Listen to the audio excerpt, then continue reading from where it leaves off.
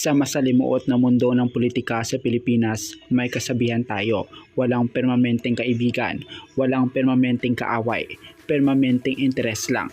Sa loob ng mahabang panahon, si Ramon Bong Revilla Jr. ay tila immune sa batas, nakulong noon sa pork barrel scam, nakalaya, muling tumakbo at nanalo pa bilang senador. Sumayaw ng budots, kinagiliwan ng masa at tila naging simbolo ng second chances.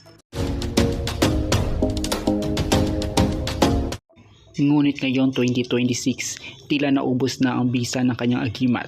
Sa isang iglap, ang dating senador ay muling naging bilanggo. Pero sa pagkakataong ito, hindi sa komportabling Camp Crame Custodial Center, kundi sa New Quezon City Jail sa Payatas, isang lugar na malayo sa glamour ng Senado. At habang isinasara ang rihas, isang mas malaking bomba ang sumabog. Isang alegasyon na yumanig sa mga haligi ng kapangyarihan, ang pagdawit sa pangalan ng pangalawang Pangulo, si Sara Duterte, sa iskandalong kinakaharap ni Revilla. Ito ang kwento ng pagbagsak, pagtataksil at maruming laro ng laglagan sa gobyerno. Sa gitna ng kanyang desperasyon, ayon sa mga ulat at source sa transcript, may ibinunyag si Bong Revilla. Itinuro niya si Vice President Sara Duterte.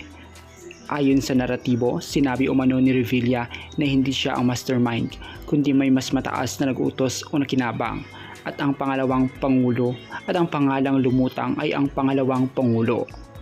Sinasabing ang pamilya Revilla ay hindi bumoto o sumuporta sa impeachment laban kay VP Sara. Namangka sila sa dalawang ilog, nasa administrasyon sila para sa alyansa ng Bagong Pilipinas, pero ayaw nilang banggain ng mga Duterte. Dahil pakiramdam ni Bong ay pinabayaan siya ng admin dahil hindi siya tinulungan sa kaso at tinapon sa Payatas, at hindi rin siya nasalo ng mga Duterte, ngayon ay kanya-kanya na. Kung lulubog ako, damay-damay na. Ito ang klasikong laro ng politika kapag nagkikipit, nagtuturuan. Ang depensa ni Revilla ay pareho ng depensa ng iba pang politiko tulad ni Senator Joel Villanueva at Chis Escudero nung nadawit sila sa PDAF scam. At ngayon, totoo nang idinadawit niya si Sara Duterte. Naghahanap siya ng mas malaking isda para ilihis ang atensyon o para makakuha ng state witness status.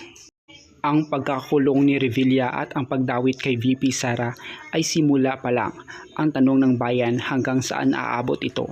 Totoo bang mastermind si Sara o sinasabi lang ito ni Bong para guluhin ang sitwasyon? At ang pinakamalaga, may mababawi bang pera? Dahil sa huli, kahit makulong silang lahat, kung ang bilyong-bilyong pundo ay hindi nababalik sa kaban ng bayan, talo pa rin ang Pilipino.